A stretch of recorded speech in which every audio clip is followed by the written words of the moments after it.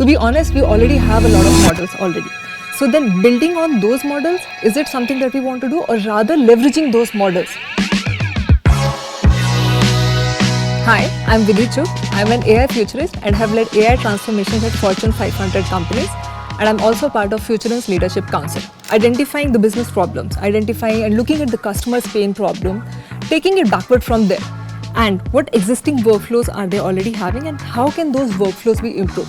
Once we have that lens, any startup that's going to work on those lines, right? Having the right deep understanding of the customer workflows, having the interactions of how a customer interacts with the product, right? And then shaping those conversations, shaping those interactions and taking them forward is what, if any startup does that, they're going to do that right. So everything is in respect of relativity. Product is definitely something we can scale.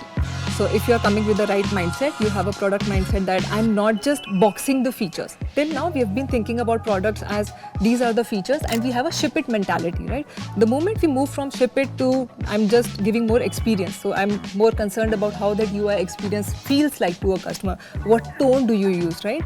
And you are shaping that interaction basically with the customer. So definitely product is scalable. This is something that we've all seen before and it is becoming better by the day. So trust is twofold. Trust when you're building a solution within a startup that comes within the teams that you're handling. And the second part of the trust that I want to mention is about the trust that your product offers to the customers who are dealing with it, right?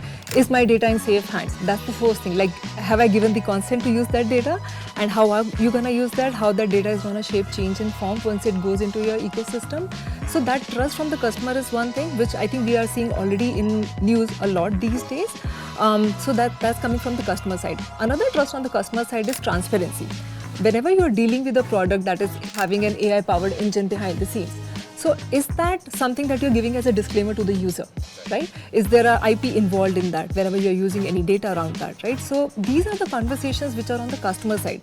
Within the organization, that I want to say is the second part of it, is that when you're building a product, when you're building a solution which is AI-powered, the trust comes two ways. It's a two-way street, like coming from the leadership when you're conveying the vision to the teams, right? And then from the teams knowing that they're working with the right leader on the right outcome, delivering the right product, right? So within those teams, their alignment goes to an altogether different level when there is a trust there. So then definitely trust is the second one.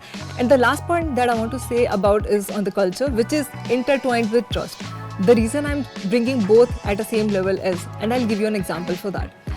The culture is very intangible. It's something that you feel when you're inside that company, right? When you're working with your team members, you're collaborating with them, you have your peers around you, right? And I've been in those organizations, I'll tell you, where as part of the culture, there are so many unknowns that happen when you're dealing an AI project and you're leading that kind of project. So when you're working just for the sake of it, but that product is not going to see the light of the day, right?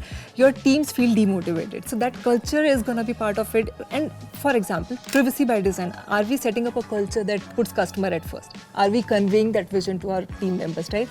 So basically culture is something that has to be taken away from that Jira mindset, quote unquote, where I go into the company, I work for 8 hours, my work is done and I'm off with that. But I'm really not bothered about how that work overall comes into the larger picture, right? So definitely in that order, product and then trust intertwined with culture.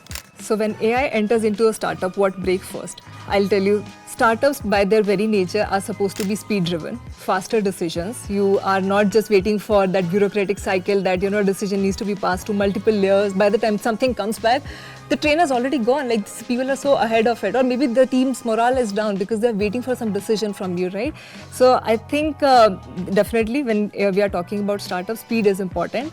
And when you add the layer of AI on top of it, the complexity that comes with AI solutions, right, that takes that entire ambiguity to next level. Chaos is always going to be part of startups, right? And then the chaos which gets added because of the AI flavor kind of makes the situation even closer.